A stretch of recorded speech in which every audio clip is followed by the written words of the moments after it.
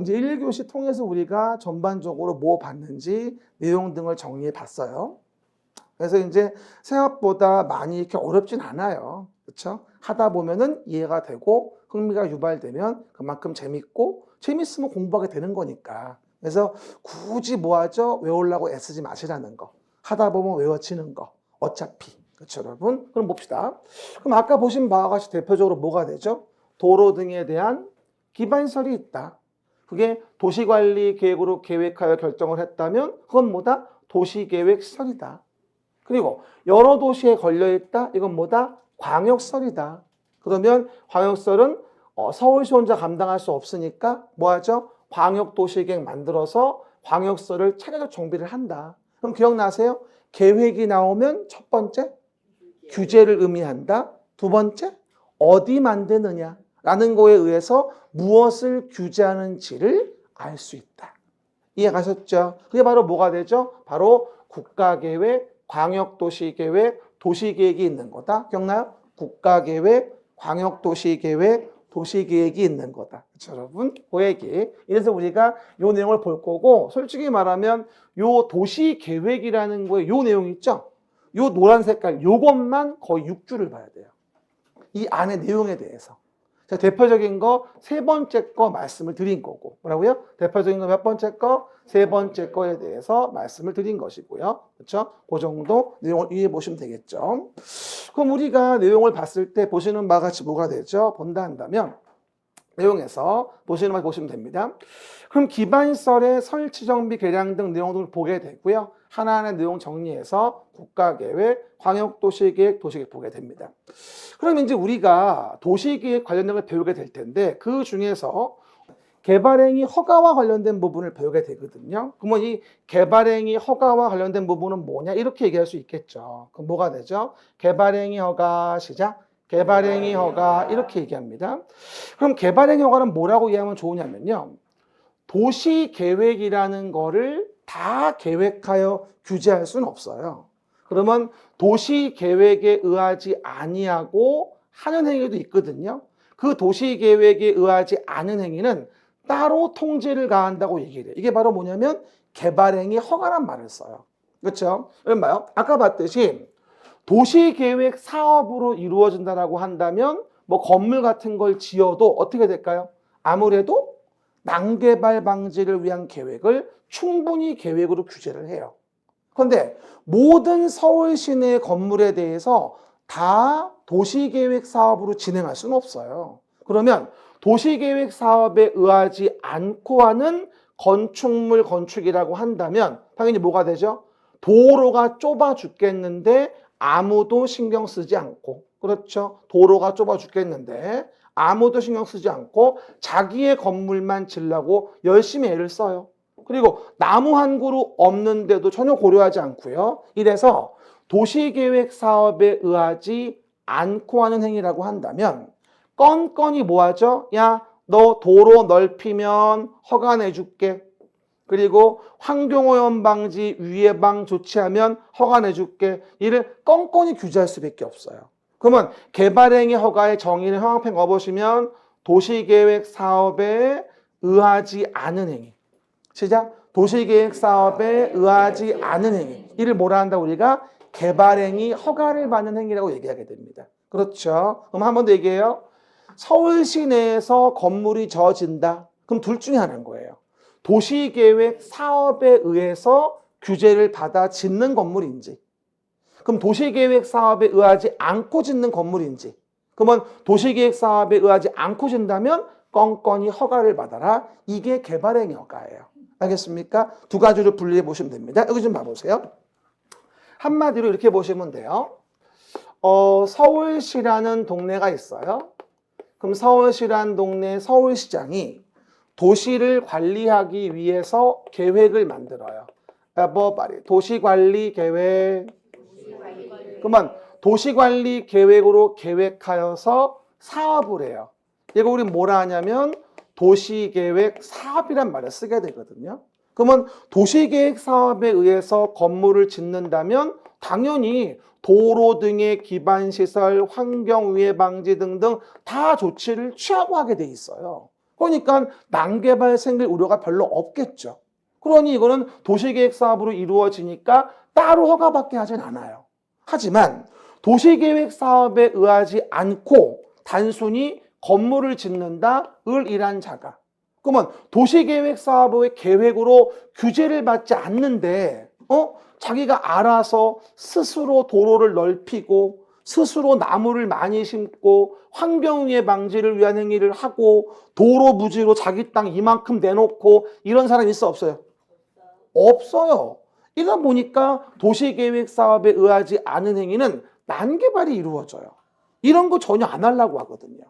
자기 건물만 지으려고 하지. 그래서 이럴 땐 뭐 하죠? 우리가 난개발 방지를 위해서 건건이 허가를 받게 하는데, 이걸 우리 뭐라 하냐면 개발행위 허가를 받는다, 보통 이렇게 얘기를 하는 거예요. 한번 말해. 개발행위 허가. 한마디로 도시계획 사업에 의하지 않은 행위예요. 그리고 오른쪽 밑에 있듯이 이런 개발행위 허가와 관련된 거는 두 가지 목적성 구역이 있어요. 개발의 밀도를 관리하기 위한 구역이 있다. 개발 밀도 관리 구역. 시작. 개발 밀도 관리 구역. 한번 제가 말 좀 만들어 볼게요. 개발의 밀도를 관리하기 위한 구역이에요. 시작. 개발의 밀도를 관리하기 위한 구역이에요. 그리고 기반시설이라는 것을 부담시키기 위한 구역이 있어요. 기반시설 부담구역. 시작. 기반시설 부담구역. 이 말은 뭐냐면 개발행위를 하는 을에게 너 개발이익 먹었으니까 부담금 좀 내라. 그래서 그 돈 가지고 도로 같은 거 만들자. 이렇게 하는 게 기반시설 부담구역이에요. 결론적으로 뭐가 된다? 요 개발밀도 관리구역과 기반시설 부담구역은 개발행위 허가로 인한 난개발 방지를 위해서 필요한 조치를 위하는 구역 두 가지가 있다는 얘기예요. 개발의 밀도를 관리해. 도로 등이 부족한데 높은 건물, 큰 건물 짓면 안 되니까. 그리고 기반시설을 부담시키기 위한 부담금을 부과해. 기반시설 부담구역. 제목만 이해하십시다. 그런데 일로 와보시면 제가 요 개발밀도 관리구역과 기반시설 부담구역에 대한 내용은 뭐라고요? 개발밀도 관리구역과 기반시설 부담구역에 대한 부분은 뭐라 했습니까? 따로 줬죠. 이런 식으로. 따로 줬습니다. 그러면 도시계획에 관련된 부분입니까? 그 외의 내용입니까? 외의 내용이죠. 아직은 안 배웠지만 그냥 기억해 보세요. 봐요. 한 번 더 얘기합니다. 만약에 보시는 바와 같이 도시계획에 의하지 않은 행위, 개발행위 허가예요. 그럼 뭔지 아직 안 배웠습니다만 물어볼게요. 개발행위 허가는 도시관리 계획으로 계획한다. X. 그걸 아시라는 얘기예요. 그러면 개발밀도 관리구역, 기반시설 부담구역은 도시계획으로 계획하여 정한다. X. 그걸 아시라는 얘기예요. 이것만 12번 나왔어요. 거짓말이 아니라. 그러니까 계획해서 하는지 그러지 않고 하는지 이 목차를 먼저 이해해놔야 돼요. 알겠습니까? 한 번 더. 도시계획 사업에 의하는 도시관리계획 내용의 1, 2, 3, 4, 5, 6 이거는 뭐다? 도시계획으로 계획하는 거고 이거는 뭐다? 도시계획으로 계획하는 내용이 아니라는 거예요. 이해 가시겠죠? 한 번 더 물어볼게요. 개발밀도 관리구역은 도시관리계획으로 계획하여 정한다? X. 맞췄어요. 기반시설 부담구역은 도시관리계획으로 계획하여 정한다? 오를 많이 맞추네. X예요. 그렇죠? 이런 식으로 목차를 잘 이해하는 게 상당히 중요해요. 그래서 요걸 잘 이해했다면 뭐가 됩니까? 우리가 국토계획법에서 요 흐름 파악하면서 앞으로 요 내용을 거의 6주 배울 거예요. 노란 색깔. 그리고 개발행위 허가 한 반주나 한 주 배우고요. 이 법 거의 끝나는 거죠, 사실은요. 그렇죠, 여러분? 고행기. 그러면 다음 페이지 보시면 이제 용어 정의에 대한 부분이 나와 있을 거예요. 근데 이것도 지금 다 설명드리긴 양이 많죠. 그렇죠? 그래서 기본적인 패턴으로 이렇게 우리가 내용을 보는데요. 일단 첫 번째 뭐라고 나오냐면요. 지구 단위 계획이라는 말이 보일 거예요. 왼쪽 위에. 지구 단위 계획. 시작. 지구 단위 계획. 봐보세요. 요걸 볼 때는 또 약간 좀 필요한 게 있는데요. 이 봐보세요. 지구 단위 계획과 관련된 부분은 이렇게 이해할 수 있어요. 우리가 서울시란 동네가 있거든요. 그럼 서울시란 동네에서 서울시장이 도시관리 계획으로 계획하여 뭐하죠? 동네를 규제하겠죠. 그런데 도시관리 계획으로 계획 규제를 할 때 요 동네가 예를 들어 강남이었다고 해보자고요. 그럼 강남에 요와 같이 노후불량 건축물을 개량을 해요. 뭐라 한다 아까 했지 내가 재개발 재건축에 정비 사업이 이루어진다고 했어요. 그렇죠? 그러면 정비 사업이 이루어지는 이런 동네에서 요거를 확대해 보면 이렇게 사업이 끝난 다음에 확대해 보면 이런 식으로 동네를 아름답게 다시 리셋을 해요. 원래 우리 이런 재개발 같은 거 이루어진 동네 가보잖아요. 그럼 어떻게 되죠? 도로 등도 복잡하고 차도 많고 꾸불꾸불 되고 이렇지 않습니까? 이런 동네의 도로를 보시는 바와 같이 따라라라따 뽀사시하게 만들어줘요. 시작. 부셔버릴 거예요. 박자가 안 맞네. 뭐라고요? 따라라라따. 이게 뉴 하우스 오픈할 때 나오는 거잖아. 그렇죠? 그러면 이렇게 만들어서 도로 등의 기반 시설의 배치 규모를 따로 하게 돼요. 쓰지 말고요. 나중에 다 나와요. 그 다음에 건축물의 용도를 어떻게 할지 뭐 등등등 이런 걸 정해요. 그러면 이랬던 동네가 서울시의 일부인데 이렇게 바뀌는 거예요. 재개발 등이 돼서. 그러면 이런 동네에서 우리가 만드는 계획이 뭐냐면 바로 일부, 서울시의 몇 부? 일부에 만드는 지구 단위 계획이란 말을 쓰게 돼요. 뭐 말해? 지구 단위 계획.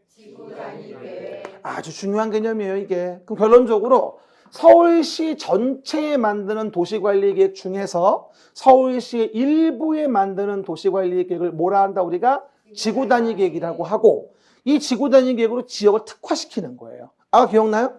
국가계획, 광역도시계획, 도시계획, 지구단위계획. 한번 해봐. 국가계획, 광역도시계획, 도시계획, 지구단위계획. 아, 서울시 일부에 만드는 계획이구나. 이게 지구단위 계획이에요. 그러면 왼쪽 위에 용어 정해봐야 뭐라고 나오나? 도시계획의 수립대상 지역의 일부라고 나올 거예요. 형광펜 끄시고요. 도시계획 수립대상 지역의 어디? 일부에 대하여 수립하는 계획이 뭐다? 지구단위 계획인 거예요. 단적으로요. 이 지구단위 계획이 잘 만들어지면 지역의 사업에 굉장히 시너지가 나요. 뭐 2년 전인가요? 뭐 잠실주공 5단지라는 동네 있죠. 재건축으로 잠실 이렇게 유명한 동네 중에 하나인데 잠실주공 5단지의 지구단위 계획이 통과가 됐잖아요. 근데 원래는 한강뷰가 보이는 쪽에 서울시는 39층을 넘게 허용하지 않아요. 서울시 입장이. 근데 이제 그 지구단위 계획을 만들어서 잠실유공 5단지의 일부 토지를 광역시설인 터미널 부지로 제공하기로 기부채납을 약속을 했나 봐요. 그러면서 잠실역 옆에 2개 동을 49층인가요? 허용했단 말이에요. 지구단위 계획으로 만든 거야 사실은. 통과된 거지. 서울시의 일부에 만드는 계획. 우리가 나중에 중개업할 때 지구단위를 잘 알고 있으면 지역을 특화시키는 계획을 알고 털기가 참 좋아요. 이 중개사는요, 솔직히 우리 공부하는 거 실력보다 이걸 잘해야 돼. 이거 터는 거, 이거. 난 이거 자신 있는데, 이거. 나중에 같이 하자고. 그래서 털기 참 좋은 게 뭐다? 지구단위 계획이에요. 지구단위 계획은 서울시 안의 일부를 특화시키는 계획이구나. 개념을 이해하시면 돼요. 그럼 뭐 하나 물어볼게요. 서울시 전체에 만드는 도시관리 계획과 일부에 만드는 지구단위 계획 중 뭐가 더 경미하겠어요? 일부에 만드는 지구단위 계획이 훨씬 경미할 거예요. 그래서 지구단위 계획은 뭐가 많다? 특례가 굉장히 많아요. 그럴 수밖에 없는 거야. 왜? 서울시 전체에 만드는 관리계획보다 지역적으로 일부에 만드는 관리계획인 지구단위 계획이면 당연히 뭐 할 수밖에 없다? 경미할 수밖에 없는 거죠. 그렇죠? 그래서 지구단위 계획에 대한 여러 개의 특례가 많이 나와. 절차 특례, 지원도 많고. 이해 가셨죠? 요걸 이해하시면 전반적인 계획에 대한 규제의 내용을 쉽게 좀 이해할 수가 있을 거예요. 그렇죠? 그리고 왼쪽 밑에 보시면 또 중요한 게 있습니다. 용도, 지역 등이라는 게 보일 거예요. 해봐 말이에요. 용도, 지역 등. 봐보세요. 좀 아까 설명을 한 바와 같이 도시를 관리하기 위한 계획의 또 대표적인 내용이 뭐냐? 용도, 지역 등에 대한 부분이 있어요. 혹시 제가 아까 1교시 말씀드렸는데요. 관악산 꼭대기에 아파트를 지을 수 없는 거 알아요, 몰라요? 몰라요? 관악산 꼭대기엔 아파트 못 져요. 그렇죠. 누가 봐도. 그렇죠? 그러면 한강다리 위에 아파트 져요, 못 져요? 못 져요? 왜 그런 거예요? 규제가 있다니까? 그럼 뭐예요? 계획으로 규제를 가해요. 그럴 때 우리가 토지의 이용 행위를 규제하기 위해서 토지에 뭘 정해줘? 용도를 정해줘요. 이걸 용도 지역이라고 해요. 뭐라고요? 용도 지역. 서울시가 도시를 관리하고자 제일 먼저 만드는 계획이 있는데 그 계획의 내용이 가장 우선이 뭐다? 토지의 용도를 정하는 거예요. 이를 뭐라 한다? 용도 지역. 쓰지 말고 들어봐요. 이 용도 지역은 4가지가 있어요. 도시 지역이 있고 관리 지역이 있고 안 써도 돼요. 다 나와 나중에. 농림 지역이 있고 자연환경 보전 지역이 있어요. 4대 용도 지역이라고 보통 얘기합니다. 그러면 용도 지역을 저는 외울 때는 이렇게 외워요. 도관농자, 용도 지역, 중복 안돼 이렇게 얘기를 해요. 같이 부르는 건데 창피해도 한번 해봐요. 뭐라고요? 시작. 도관농자, 용도 지역, 중복 안돼 이렇게 되는 게 바로 뭐다? 용도 지역이에요. 중복이 안 된다는 거 아주 중요합니다. 왜냐하면 봐요. 저는 이걸 설명할 때 이런 얘기를 합니다. 사람으로 친다면 용도 지역은 이런 거예요. 남성, 여성 같은 거예요. 사람은 태어나면 둘 중에 한 개의 성이 부여가 되지 않습니까? 마찬가지예요. 토지는 4개의 성이 있어요. 그게 도관농자예요. 그럼 물어봅시다. 남성이면서 여성인 분 혹시 아는 분 계세요? 소개 좀 시켜줘요. 궁금해서. 그래서 봐봐요. 없어요. 어떤 분이 바꾸기도 하잖아요. 그럼 바꾸는 거지. 정신감정 받고. 이것도 바꿀 수는 있어요. 하지만 중복은 안 돼요. 그러니까 토지에는 하나씩의 성이 주어진다고 이해하시면 돼요. 그래서 도시를 관리하기 위해서 계획을 만들어서 토지의 용도를 정해주는 거예요. 이걸 뭐 하죠? 용도 지역이라고 하고 서로 중복되면 안 되게 서울시장이 도시를 관리하고자 계획을 만들어 정하는 거예요. 이해 가셨죠? 그럼 봐봐요. 요 4 중에 하나만 줄게요. 뭐 가질래요? 이러면. 확실히 돈 되는 거는 본능적으로 알아요. 그렇죠? 도시 지역이 가장 돈 돼요. 이유는 뭐가 될까? 이용도가 높으니까 그만큼 토지의 이용 가치가 높으니까 값이 비싸겠죠. 참고적으로 얘기해주면 매년 5월 달 말에 세금 같은 거 부과하려고 공시하는 가격이 있어요. 토지값. 이걸 공시지가라고 하거든요. 개별공시지가. 근데 그 개별공시지가가 전국적으로 가장 비싼 땅이 어디냐면 서울 중구 명동에 네이처 리퍼블릭 화장품 가게에 있어요. 그 토지 바닥이 제일 비싸요. 놀라지 마세요. 1m, 1m, 1제곱미터예요. 1m, 1m, 1제곱미터가 1억 8,200이에요. 1제곱미터. 한 평도 아니야. 1제곱. 그것도 공시지가야. 시가 아니야. 시가의 7, 80% 선이 공시지가거든요. 그러니까 실제 시가는 감당이 안 될 정도죠. 공시가 그런 거니까. 그죠? 그에 반면 대한민국의 가장 싼 땅, 자연환경 보전지역이 있어요. 보통 전국적으로 3군데가 경합을 하는데 전남 조도면 옥돌이, 가시돌이 또는 뭐하죠? 경북 울진, 삼척의 원더급 일대 이런 동네가 뭐가 되죠? 가장 땅값이 싸요. 놀라지 마십시오. 1m, 1m 값이 214원. 10,000원 가져가면 많이 살 수 있어요. 놀랍죠? 그렇죠? 그러다 보니까 똑같은 땅인데 그 지역이 뭐냐에 의해서 가치가 현저히 차이가 나요. 이 용도 지역이 뭐냐면요. 정말 재산 가치가 현저히 달라지게 됩니다. 그렇죠. 그러다 보니 굉장히 민감한 부분이야. 사실은 용도지역이라고 하는 게. 그렇죠. 서로 중복되지 아니하게. 도관농자, 용도지역, 중복 안 돼. 안 돼요. 중복 안 돼요. 해봐요. 안 돼요. 중복 안 돼요. 뭐가? 도관농자는 중복이 안 돼요. 정말 잘 나와요.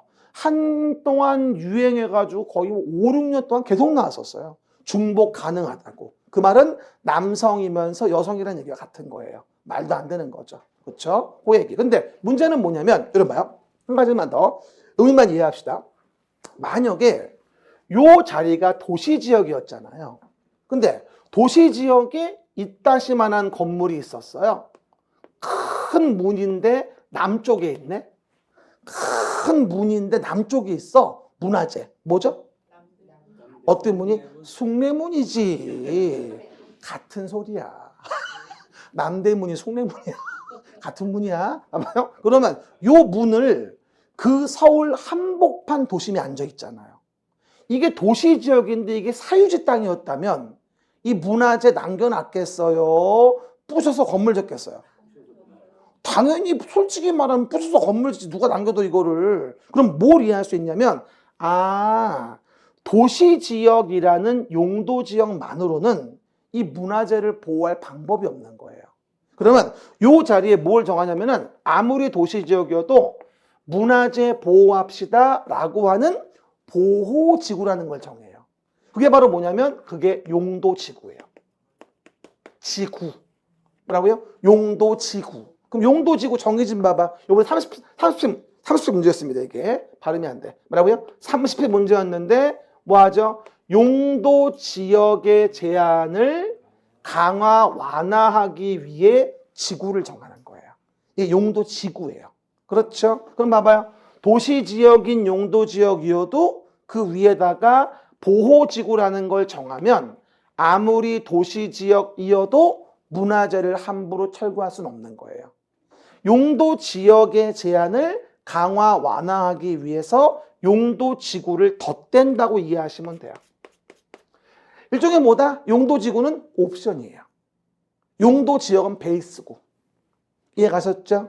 우리 봐요. 태어날 때 알몸으로 태어났지만 태어나자마자 기저귀 해주지 않습니까? 기본적으로 옷 입혀주는 거죠. 그죠? 용도 지구를 정하는 거죠. 그렇죠? 그럼 여러분 봐요.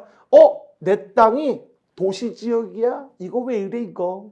근데 거기가 역사문화 환경보호지구야. 그러면 쓰레기야.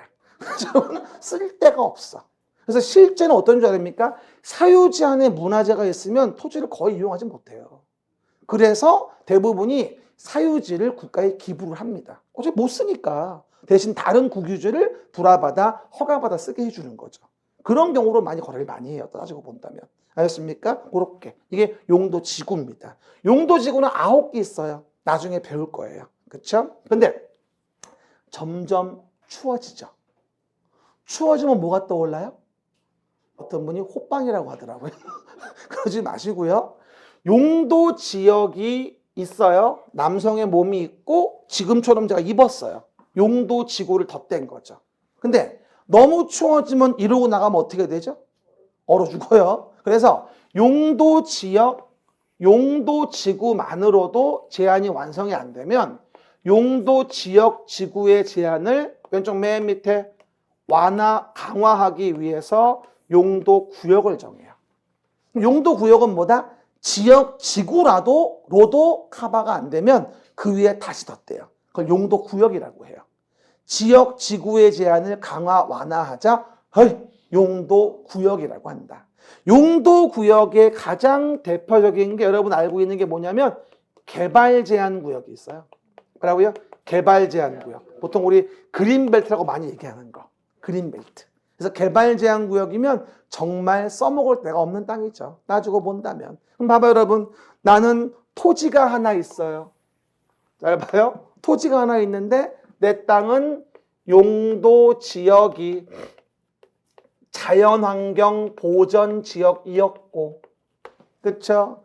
그 토지에 용도 지구가 정해져 있는데 역사문화 환경 보호 지구고, 그 토지의 용도 구역이 정해졌는데 그 용도 구역은 개발 제한 구역이에요.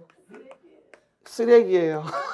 그렇죠? 결론적으로 세 개의 지역, 지구, 구역에 모두 타당해야 토지를 이용할 수 있기 때문에 전혀 이용 가치가 없는 땅인 거예요. 이런 여러분이 토지를 가지고 있다면 그 토지가 어떤 규제를 받는지 토지 이용 계획 확인원이라는 서류가 있어요. 그러면 토지 이용 계획 확인원을 떠보면 그 토지의 용도 지역, 용도 지구, 용도 구역, 그리고 다른 법에 어떤 규제가 있는지를 확인할 수가 있습니다. 그러면 내가 그 토지를 뭘로 이용할 수 있지라고 중개업자가 알 수 있어요. 대략적으로. 자세한 거는 서울시의 조례를 보고 시에 문의해 봐야 되겠습니다만 어쨌든 간단하게 알 수 있거든요. 그렇죠, 여러분? 그리고 실제 넣어보면 알아요. 허가 나오나 안 나오나. 그렇죠, 여러분? 그럼 검토해서 알려주니까. 지자체에서. 알겠습니까? 이게 바로 뭐냐? 토지 이용 규제의 메카인 거예요. 용도 지역제. 뭘로 계획해? 도시를 관리하기 위한 계획으로 이걸 정하는 거야. 그러니까 정말 이 용도 지역이 뭐냐에 의해서 이게 뒤에서 로비도 많이 해요. 내 토지 좀, 건물 좀, 아파트 좀 질 수 있게 용도 좀 바꿔줘봐. 시의원들 로비하고 별짓을 다 합니다. 옛날에 하면 사건도 있었어. 나중에 얘기합니다만. 그렇죠, 여러분? 완전 영화가 따로 없다니까요. 농담이 아니라. 우린 모르고 있지만 이 용도 지역이 뭐냐는 건 정말 중요한 거예요. 토지 가치가 어떻게 정해지냐라는 거에 근거가 되어지는 거거든요. 알겠습니까? 우리 뭐 배우는 거 지금? 도시를 관리하기 위한 계획을 만든 거예요. 뭐 하려고? 토지 이용을 규제하려고. 이게 이제 그 내용에 나와 있는 것을 본다 한다면 왼쪽 밑에 나와 있는 용도, 지역, 지구, 구역이 되어지겠죠. 용도, 지역, 지구, 구역. 여기 있네. 용도, 지역 등.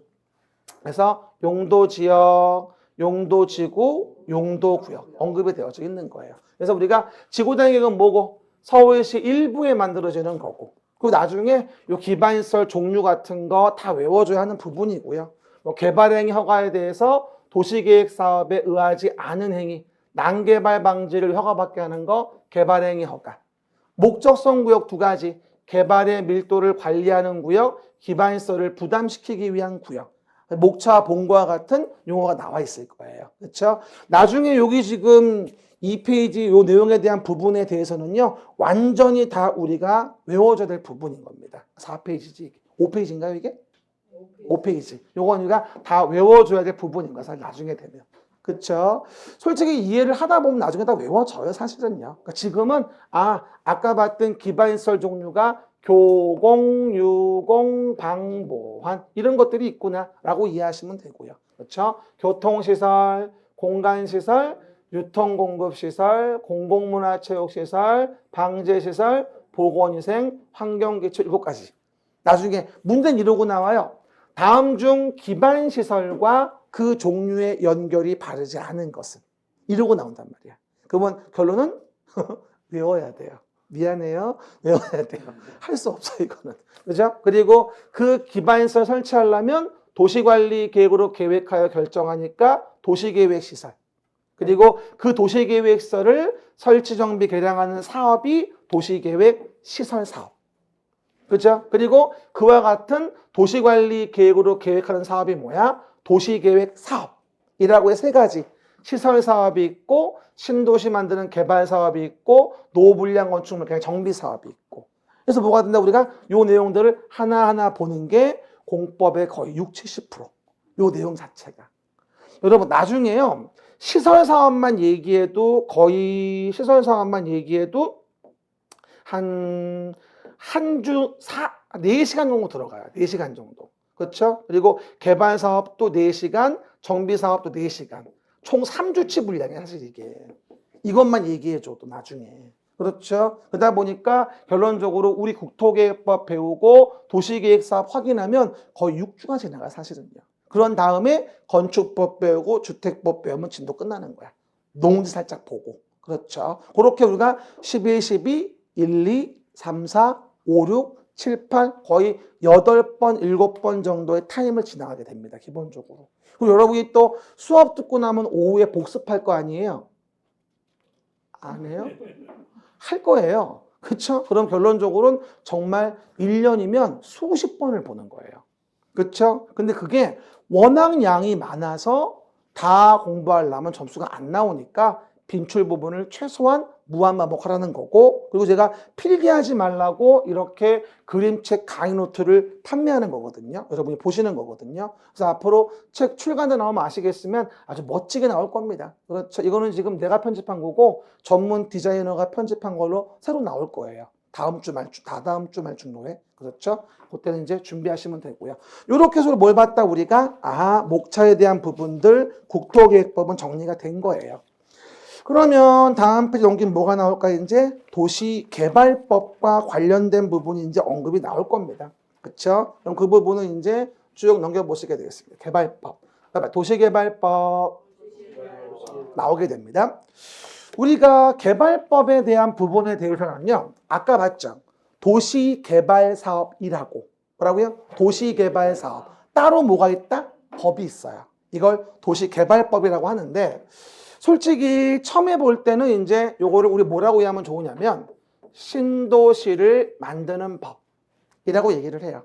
그래서 이랬던 동네를 이렇게 토지구역을 정리해서 신도시를 만들어주는 거예요. 이를 뭐라 한다? 도시개발사업. 아까 도시관리계획의 내용이었죠? 그거를 따로 6문제가 나오는 법으로 별도로 언급된 법이 개발법이란 법이 되어집니다. 그렇죠?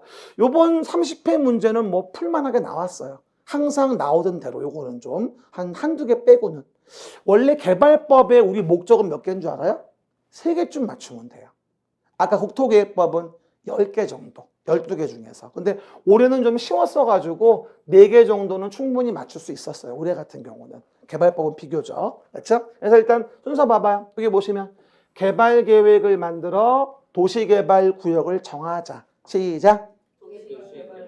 다시 얘기해요. 개발계획을 만들어서 도시개발구역을 정하자. 시작. 개발계획을 만들어서 도시개발구역을 정하자. 누가? 지정권자가. 그죠? 권한 나중에 얘기하고요. 그 다음에 시행자 누군지 보고 시행자가 실시계획을 만들자. 시작. 시행자 누군지 보고 시행자가 실시계획을 만들자. 그리고 뭐 하죠? 사업을 시행하자. 시작. 사업을 시행하자. 그래서 이제 나중에 시행할 때 토지 등을 뺏어다가 하는 사업. 그리고 환지, 사업 전 토지를 사업 후 토지로 바꿔주는 방식. 이런 방식으로 하게 되고요. 지나간 30분 요게 나왔어요. 뭐 하죠? 혼용 방식. 일부는 수용, 일부는 환지할 수 있는 건데 분할 시행할 수 있다, 미분할 시행할 수 있다. 분할 시행 방식에 대한 부분의 혼용 방식이 요번에 30회 정답이었었어요. 요게. 그렇죠, 여러분? 여기 봐요. 수용 방식이 이런 얘기예요. 개발 구역의 토지를 강제로 뺏어요. 시행자가. 그리고 뭐 하죠? 사업을 시행하고 만들어진 토지를 공급하는 게 수용 방식이에요. 근데 문제는 수용 방식의 단점이 뭐죠? 땅값이 비싸면 수용에 오기가 어려워요.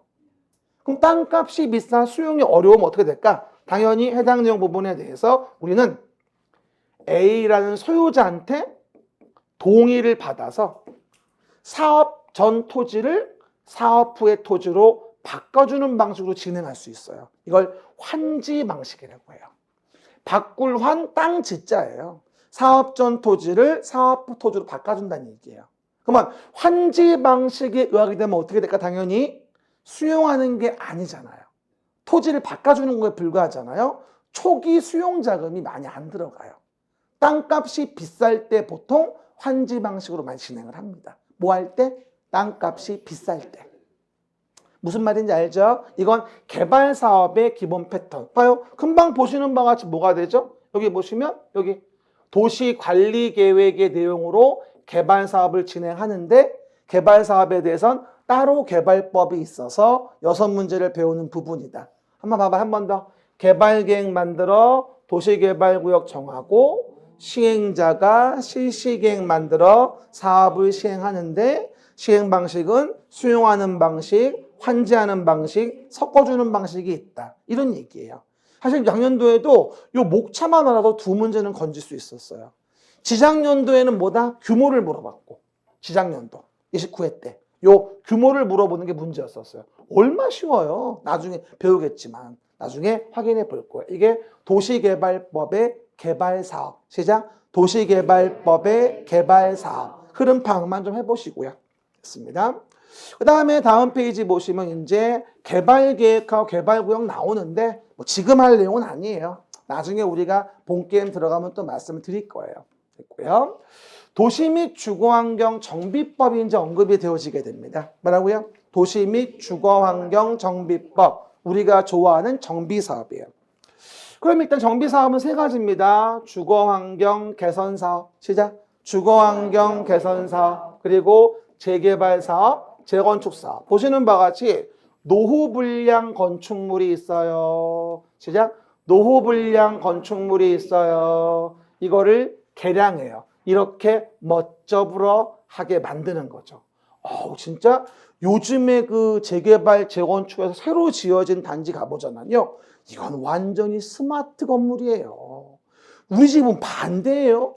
우리 집사람은 관심이 없어요. 나는 맨날 모델하우스만 가면 가슴이 뛰어요.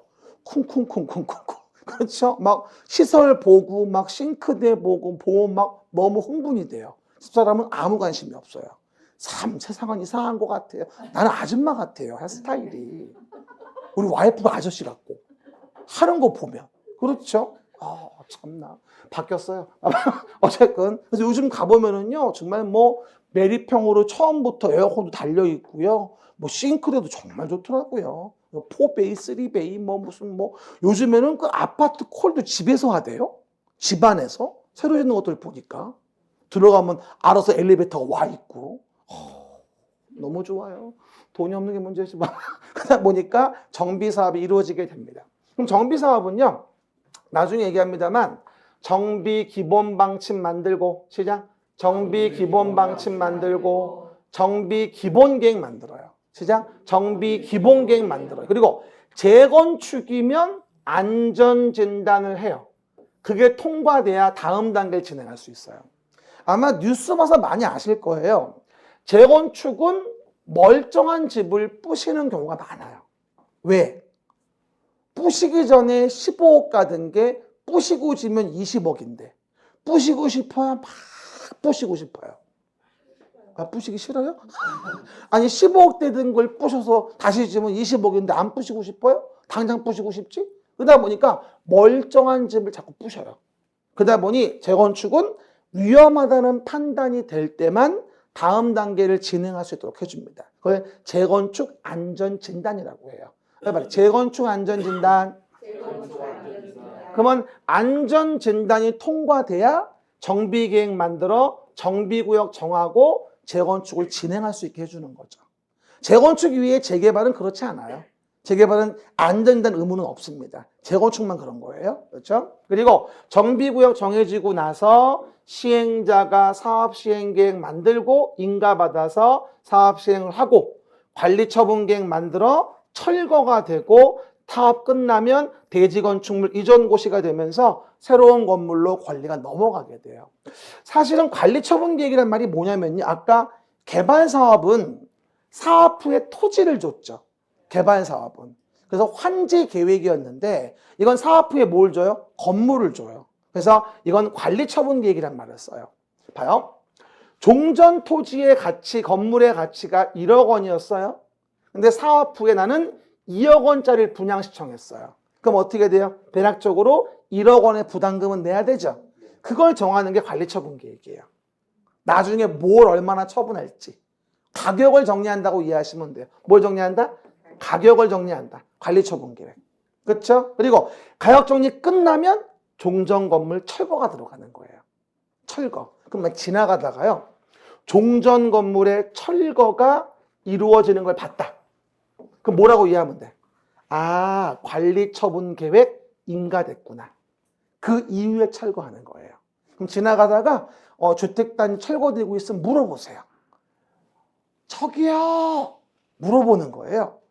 관리처분계획이 인가됐나요? 철거하는 거 보니까 그런 거 같은데요? 물어보잖아요. 그러면 아무 말도 안 할 거예요. 거기 일하시는 분들은 잘 뭔지 몰라요. 그렇죠? 제가 옛날에 그 종로 수업 갈 때는요, 반포대교를 지나가거든요. 그 왼쪽에 경남아파트 재건축 현장이 보여요. 아주 유명한 동네죠. 요즘에 또 후분양 고집 부린다고 말도 많고 좀 약간 좀 그럴 수밖에 없긴 하죠. 분양까지 안 받으니까 어차피. 그죠? 그래서 말이 많긴 한데 어쨌건 뭐가 되죠? 그와 같이 가격을 정리하는 게 관리처분 계획이고 철거가 이루어졌다면 가격 정리는 끝난 거예요. 그렇게 이해하시면 돼요. 그리고 공사 끝났다, 대지 건축물 이전 고시하고 권리가 넘어가는 거예요. 솔직히 말하면요, 처음부터 끝까지 이거 부시고 새로운 권리 얻기까지 시간이 한 30년 걸려요. 길면 40년. 어떤 단지는 몇십 년째 조합도 못 만드는 경우도 많아요. 조합. 이해 가셨죠? 왜 그러냐? 분쟁 때문에. 그죠? 참 어려운 사업이고요. 오래 걸려요. 그러니까 부모님이 재건축 조합원이 되면 이제 아들이 장가 가서 애 낳을 때쯤에 있잖아요. 그때쯤에 이제 사업이 끝나 사실은. 너무 오래 걸려 솔직히 얘기해서. 그렇지 않습니까? 그렇죠? 이건 좀 문제가 있긴 한데 현재 정비 사업은 그래요. everybody 노후불량 건축물 개량. 이 정비 사업이에요. 그렇죠? 의미만 이해하시고요. 그럼 이 정비 사업에 대한 내용을 볼 때 그럼 용어 정의가 나오게 되는데요. 뭐 앞으로 많이 만나볼 얘기인데 대표적으로 주거 환경 개선 사업이 있고 뭐하죠? 해당 내용의 재개발 재건축 사업이 있는데 재개발 재건축 봐보세요. 일단 도시 저소득 주민이 집단으로 거주해요. 그리고 정비 기반시설, 도로 같은 게 형평 가봐요. 극히 열악해요. 뭐라고요? 극히 열악하다. 극히 열악. 시작. 극히 열악. 그리고 뭐가 되죠? 과도하게 노후불량 건축물이 밀집돼 있다. 이건 주거환경 개선 사업이에요. 오죽하면 이 사업을 우리 뭐라 부르냐면 주거 환경 개선 사업이라고 해요. 시작. 주거 환경 개선 사업. 왜 이렇게 얘기하는지 알죠? 예. 주거 이렇게 보통 얘기를 해요. 그렇죠? 아주 힘든 사업이에요. 그리고 여기 있는 주민들이 금전적인 능력이 있는 분들이 아니기 때문에 더 힘든 사업이기도 하고요. 어떻게 본다면 공익사업 측면으로 본다면 이 사업이 제일 활성화돼야 되는데 제일 활성화되지 않아요. 돈이 없으니까 안 움직여요. 솔직히 얘기해서. 예산은 지연되어지고 그러다 보니까 얼렁얼렁 안 되는 경향이 있죠. 사실 그런 느낌은 들어요. 그 동네에서 정비 사업을 한다면 그 동네에 있는 분들, 그 서민들 살 수 있게 임대 같은 거 많이 지어줘야 하는데 실상은 그렇지가 않거든요. 그러다 보니까 요망한 사업인 거죠. 잘 됐으면 좋겠지만 안 되는 거예요. 그리고 그 다음에 재개발 사업이라는 게 있는데요. 뭐 재개발은 아다시피 봐요. 재개발과 재건축 구분할 때 잘 봐봐요. 이 도로 같은 거를 보시면 도로가 복잡하죠. 그죠? 도로가 잘 정비되어 있죠. 그러면 여기는 뭔지 아세요? 재건축은 자기네 주택 단지만 잘 정비하면 돼요. 하지만 재개발은 뭐가 되죠? 자기네 주택 단지와 도로 등의 기반시설을 같이 정비해 줘야 돼요. 그럼 어디가 투자 수익이 좋겠어요? 재건축. 왜? 도로 등 멀쩡하니까. 그러니까 봐봐요. 강남의 재건축이 돈이 될 수밖에 없는 이유가 도로 등의 기반시설, 공원 등의 기반시설은 멀쩡한데 당의 주택단지만 노후불량한 거야. 그럼 어떻게 될까요? 도로 등의 기반시설보다 하나도 안 하고 자기네 단지만 지어서 조합원들 거 주고 남는 거 일반 분양해서 수익을 먹는 거기 때문에 당연히 뭐가 된다? 재건축의 수익이 좋을 수밖에 없는 거예요. 하지만 어떻게 되죠? 재개발 사업은 우리 단지도 정비해 줘야 되고 도로 등의 기반시설도 뭐가 돼? 새로 정비해 줘야 되거든. 그러니까 뭐가 된다? 비용이 많이 깨지지. 조합원들의 부담감도 많아질 것이고. 그래서 재개발보다 재건축의 수익이 좋을 수밖에 없는 거야. 그러니까 뭐가 필요하고 안전진단 거쳐야만 진행하는 것이고. 그렇죠. 그럼 정리하자면 재개발은 정비 기반시설이 열악한데 노후불량 건축물이 밀집한 곳에 이루어지는 거고 재건축은 도로 등의 정비 기반시설이 양호하다는 게 키워드인 거예요. 정비 기반시설 양호, 도로 등에 대한 것이. 하지만 노후불량한 공동주택이 밀집해 있다는 얘기지. 이런 동네 사는 게 뭐다? 재건축이야. 그러니까 오늘 재개발, 재건축 정의만 잘 알고 집에 가도 훌륭한 거야. 대부분들의 국민들이 그래요. 재개발, 재건축 뭐가 달라요? 물어보잖아요. 그럼 알아서 아유 그걸 몰라요. 재개발은 다시 개발하는 거고 뭐 재건축은 뭐 다시 건축하는 거고 뭐 이렇게 얘기하잖아요. 아우 무식해. 그러면 안 돼요. 재개발, 재건축은 도로 등의 정비 기반 시설이 열악하면 재개발, 양호하면 재건축인 거야. 쉽게 얘기해서. 자세한 디테일은 다음 시간 얘기합니다만. 아셨죠? 그 정도. 이래서 우리가 정비사업에 대한 내용을 진행을 하게 되는 거고요. 나중에 보시면 요 정비사업의 정의가 문제가 나왔어야 했는데 30회 또 안 나왔어요. 미쳤어 완전히. 그래서 완전히 31회 때는 따놓은 당상이야. 이거 안 나오면 내가 진짜 내년도에 더 열심히 할게요. 뭐라고요? 나와야 돼요. 그만둘 수는 없어요. 저도 가정이 있어가지고 뭐라고 애들은 먹어 살려야 되니까 어쨌건 31에 나와야 돼요. 내가 30회 때 이거 나온다고 얘기했는데 안 나오면 열심히 한다고 했는데 그래서 열심히 하려고 그래요. 그래서 안 나왔어. 그래서 나와야 돼 이거. 그래서 점점 더 짙어져요. 나올 가능성이 나와줘야 되고요. 나중에 뭐 시행 방법이나 소유자 정의 같은 건 나중에 얘기할 테고요. 정작 올해 시험이 이거 나왔어요. 오피스텔 특례. 요번에 시험 문제가 나왔던 게 오피스텔 특례. 나중에 얘기할 겁니다. 문제가 나왔었고. 작년도는 뭐 공동이용수 요거 한번 물어본 적이 있고. 그렇죠? 그래서 여기에서 어쨌든 한 개씩은 나와요. 아무리 안 나와도 용어 정의에서. 그 정도 보시면 돼요. 그 다음에 내용 본다면 이제 건축법이 나올 겁니다. 봐봐요. 건축법. 건축법 뭐라 했어요, 제가? 토지 위에다가 건물을 짓자. 그리고 건축물을 짓는 것의 절차. 그럼 뭐예요? 건축물이라는 것을 시작. 건축하자. 감사합니다. 허가를 받으면 적법해진다. 이 얘기예요. 건축물, 건축, 허가. 이걸 공부하는 게 건축법이에요. 그러니까 한마디로 건축법은 뭘 배웁니까? 이러면 건축물, 건축을 어떻게 해야 적법하죠?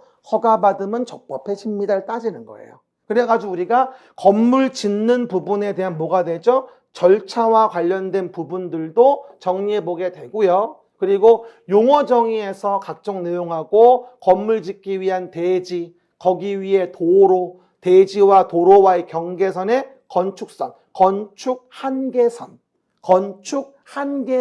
리미트. 이걸 건축선이라고 해요. 이게 봐, 이거죠. 대지와 도로와의 경계선. 이게 건축선이에요. 요 선 넘어서 건물 못 져요. 넘어오면 어떻게 돼요? 지나가는 삐뿔들 왔다 갔다 힘들잖아요. 그래서 우리는 건물을 지으려면 대지는 도로에 접해져 있어야 되고 사람이 왔다 갔다 하고 차량 통행 가능하고 이런 게 가능해줘야지 요 A한테 허가를 내주는 거예요. 이런 절차를 배우는 게 건축법이에요. 그렇죠? 근데 올해는 진짜 너무 깊은 문제들이 나왔어요. 그렇죠? 뭐 안전관리 예치금이니 무슨 구분지상권 건물이니 정말 듣도 보도 못한 문제들이 나와가지고 풀라는 건지 찍으라는 건지 그 문제 낸 놈 면상 앞에 갖다 놓고 치고 싶어.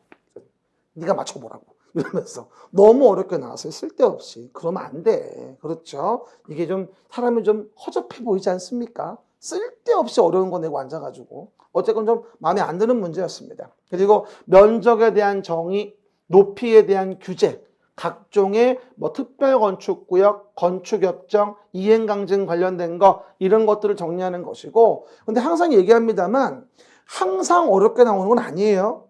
또 그렇게 나오다가 우리 30일에 때는 또 항상 물어보는 거 위주로 물어볼 수도 있는 거니까 버리는 건 아니에요. 그냥 최선을 다해서 빈출 부분을 보는 거야. 그리고 누가 또 압니까? 작년하고 올해는 국토계획법이 쉬웠지만 내년도에 국토계획법이 어려울 수도 있는 거예요. 장담을 못해요. 그러니까 6개 법 뭐예요? 골고루 빈출 부분을 확인해 주는 거예요. 그게 우리의 비법이에요. 가끔은 이런 말을 해요. 선생님, 저는 정비법이 너무 어려운데요. 정비법 버릴까요? 이런 분들이 있어요. 난 얘기를 해서 나를 버리라고. 그렇죠? 버릴 법 한 개도 없어요. 법마다 빈출 부분을 챙겨줘야 돼요. 뭐가 어렵게 나올지 뭐가 쉽게 나올지 아무도 몰라요. 가봐야 알거든요. 그렇죠? 지금 건축법이 2, 3년 정도 어렵게 나왔으니까 30일에쯤은 좀 쉬워질 때가 되긴 됐어요. 그동안으로 봤을 때. 그래서 무시하지 말고 아예 보지 않는 건 아니에요. 알겠습니까? 오해 말고. 그럼 다음 페이지 보시면 이제 용어 정의에 대한 부분이 나오게 됩니다. 그 나중에 또 간단히 또 수업할 때 말씀드릴 건데, 어쨌든 건축법의 주요 라인은 건축물의 정의를 아는 게 제일 중요해요. 사실은. 건축물이 뭐냐? 토지에 정착해 있는 공작물이 있다. 근데 지붕, 앤드, 기둥, 오와 벽이 있다. 지붕, 앤드, 기둥, 오와 벽. 시작. 지붕, 앤드, 기둥, 오와 벽. 지붕은 꼭 있어야 돼요. 지붕이 없으면 비 올 때 비 맞아요. 그래서 지붕은 꼭 있어야 돼요. 알았죠? 그리고 거기에 굴뚝 같은 게 딸려 있다면 딸린 시설물도 건축물로 봐줘요. everybody, 형편, 딸린 시설물 포함. 시작. 딸린 시설물 포함. 그리고 지하나 고가의 점포 같은 것도 다 건축물로 봐줘요. 우리 강남역 지하상가 얼마나 유명합니까? 그렇죠? 다 건축물이 되는 겁니다. 그리고 올해 지나간 바로 요번 지난달 시험 문제는 많이 강조했던 공작물 축조 신고. 요게 문제가 나왔었어요. 그렇죠? 제가 매번 외우라고 했던 거. 그렇죠? 근데 30일에 또 나올 가능성은 별로 없겠죠? 어쨌건 요건 30회 문제였습니다. 그렇죠? 공작물 축조 신고하는 거. 미더수를 외우는 게 관건이야, 이건 사실은. 나중에 외울 것이지만. 알겠습니까? 그 정도 확인해 보시면 되고요. 그 다음 자세한 내용은 나중에 배울 겁니다. 그리고 건축법에서 중요한 건 또 하나가 적용 대상 행위로서 건축이라는 거. 20개 놓고 꼭 좀 외워줘야 하죠. 빨리 건축, 신축, 증축, 개축, 재축, 이전이라고 하는 5가지 행위가 있어요. 신축, 증축, 개축, 재축, 이전. 5가지가 있는데 나중에 설명드릴 겁니다. 그 다음에 뭐 건축물 용도 분류에 대해서 쫙 나오게 되고요. 아시는 것 중에 뭐가 있을까요? 단독주택, 공동주택. 시작. 단독주택, 공동주택. 건축물의 용도가요, 총 몇 개가 있냐면 29가지가 있어요. 건축물 용도가. 나중엔 다 외워야 됩니다. 그렇죠? 대표적으로 단독만 얘기해 줄까요? 다가공, 단독. 다가공, 단독. 뭐 하고 있는 거예요? 뭐라고요? 단독, 다중, 다가구 공간. 특히 다가구가 단독인 걸 까먹으면 안 되고요. 공동주택은 연대기숙사. 시작. 연대기숙사라고 해서 공동주택이 있어요. 여러분들 많이 아시는 게 아파트. 별빛이 흐르는 아파트. 그렇죠? 연립주택, 다세대주택, 기숙사가 있어요. 그렇죠? 그 정도. 나중에 또 하나하나 배울 테고요. 건축물의 용도가 뭐냐라는 걸 모르면 다른 법도 보기 힘들어요. 그래서 건축물 용도는 대표적으로 단독주택, 공동주택. 그리고 뭐 근린생활시설이라는 게 있어요. 1종 근린생활시설, 2종 근린생활시설. 여러분, 근린생활시설이 뭐냐면은요. 봐요. 가까울 근, 인접할 린자예요. 그래서 가깝고 인접한 곳에 생활시설을 뭐라 부른다? 근린생활시설이라 불러요. 우리 주변에 뭐 의원이 있다, 안마원이 있다, 이런 것들. 주변에 무슨 뭐 탁구장이 있다, 공중화장실, 다 일종 근린생활시설이에요. 그죠? 하지만 이종 근린생활시설은 뭐다? 어느 정도의 생활의 위해가 있는 거거든요. 그래가지고 뭐 소규모 공연장, 종교집회장 500 미만인 것들은 이종 근생이라 부르고요. 뭐 일반 음식점, 무슨 뭐 단란주점 이런 거 다 뭐로 보는 거예요? 이종 근린생활시설로 봐요. 요번에도 요거와 관련된 지문들이 다수 나왔었어요. 그래서 건물의 용도는 29가지가 있는데 나중에 또 다 구분해서 배우게 될 거예요. 이게 무슨 법이에요? 건축법이에요. 그렇죠? 건축법. 헷갈리면 안 되고요. 그러면 이제 다음 페이지에 간단하게 주택법이라는 법이 보일 거예요. 앞에서도 이제 말씀을 드렸었는데 우리 주택법은요. 일단 이렇게 이해하시면 돼요. 요번에 기출된 지문을 봤더니 요 주택단지 묻는 거하고 공구 묻는 거하고 다 나왔어요. 요번에. 이것만 알아도 두 문제는 건질 수 있었어요. 됐습니까? 그럼 봐봐요. 아까 제가 설명드린 바와 같이 주택법은 모든 건물 건축이 아니라 30채 이상 되는 주택단지라는 것을 건설, 공급, 관리하는 걸 배우는 게 주택법이에요. 그럼 주택의 단지니까 주택만 있겠어요? 부대시설, 복리시설이 있겠어요? 부대시설과 복리시설이 같이 있는 거예요. 주택, 부대, 복리. 시작. 주택, 부대, 복리. 이걸 우린 뭐라 하냐면 주택단지라고 해요. 그 단지를 건설한다. 그러면 사업주체가 주택 자금으로 사업을 시행한다를 배우는 게 이 법의 건설 파트에 대한 내용이 되어지는 거예요. 그렇죠? 그래가지고 우리는 작년도에 문제가 나왔는데 이 주택단지는 요즘에 워낙 커요. 뭐 5천 세대 막 이래. 4천 세대. 너무 많다 보니까 주택단지를 둘 이상으로 구분하여 착공신고, 사용검사할 수 있는데 이걸 공구라는 말을 쓰게 돼요. 뭐라 한다? 공구. 주택단지를 나눴다고 이해하시면 돼. 1공구, 2공구. 공구라고 하죠. 그럴 때 이번 문제 뭐였다? 600세대 이상 되면 공구별로 분할 시행할 수 있어요. 맨날 강조하던 거인데 뭐라고 나왔지? 500세대 이상 이러고 나왔단 말이야. 정답이었지. 나머지 집은 다 어려운데 그거 하나 알아. 그게 답이야. 그렇죠? 이게 바로 적중이라는 거야, 사실은. 다 외울 수는 없는 거니까. 그렇죠? 그래서 우리가 요걸 물어봤던 게 바로 작년 기출 답이었어요.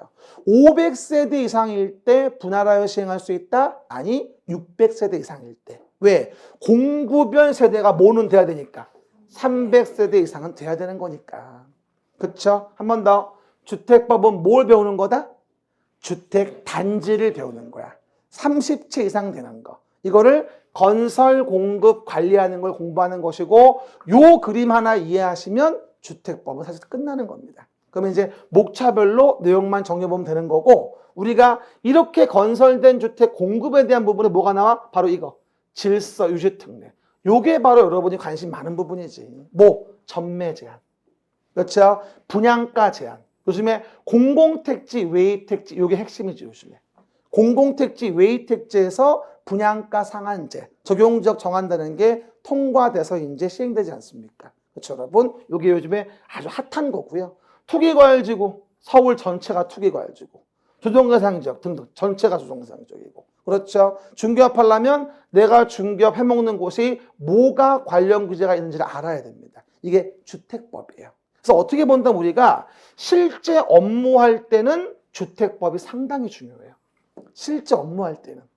규제가 뭔지를 내가 파악해야 되는 거니까. Understand? 이게 뭐다? everybody 주택법. 시작. 주택법이라고 이해하시면 되겠죠. 맞습니다. 그러면 다음 페이지에 뭐가 나와 이제요? 용어 정의가 나오게 되는데 이건 나중에 자세히 배울 거예요. 우리가 계속 볼 때. 그래서 앞으로 볼 텐데 주택이라는 거 정의 자체 또 나왔어요. 30회 때. 단독주택, 공동주택. 그리고 나중에 배울 텐데 국민주택 존부인 거. 그렇죠? 그리고 준주택이라고 나오게 되고 도시형 생활주택. 어떤 분이 그래요? 주택 되게 많네요. 많아요. 그렇죠? 목적 분류가 뭐냐에 따라 달라지는 거거든요. 그래서 우리가 나중에 얘기합니다만 구조에 따라 주택을 분리하면 단독주택, 공동주택이고 자금에 따라 분류하자면 국민주택, 민영주택이고 목적에 의해 분류하자면 도시형 생활주택, 세대 구분형 공동주택이라는 것 등으로 구분할 수 있게 됩니다. 매년 여기에서만도 두 문제씩 나오는 것 같아요. 지나간 우리 30회 때도 이거 나왔죠? 아까 부대시설, 복리시설, 간선시설. 그렇죠? 물어봤던 부분이었고요. 앞으로 다 확인할 내용들이에요. 그래서 처음이니까 그냥 이런 게 있나 보구나 한번 숨만 스르륵 보는 겁니다. 그 정도. 표정등은 야 힘들구나 야. 다 했어요. 그러면 농지법이죠. everybody. 농지법. 아까 뭐라 했어요 제가? 농지법은 용어 정의. 농지하고 농업인. 벌써 이것만 몇 번째인지 모르겠어요. 그렇죠. 이제 올해 이게 나왔으니까 우리 때는 이게 더 이렇게. 농업인. 다시 한번 나올 때가 됐어 이거. 그렇죠? 근데 요번에 농지법에 나왔던 문제 답이 뭐냐면 농지의 정의를 묻는 문제가 나왔었는데요. 농지는 전답과 수원의 지목, 토지의 용도가 뭔지를 불문하고 실제로 농작물 경작지로 이용되는 땅을 농지라고 해요.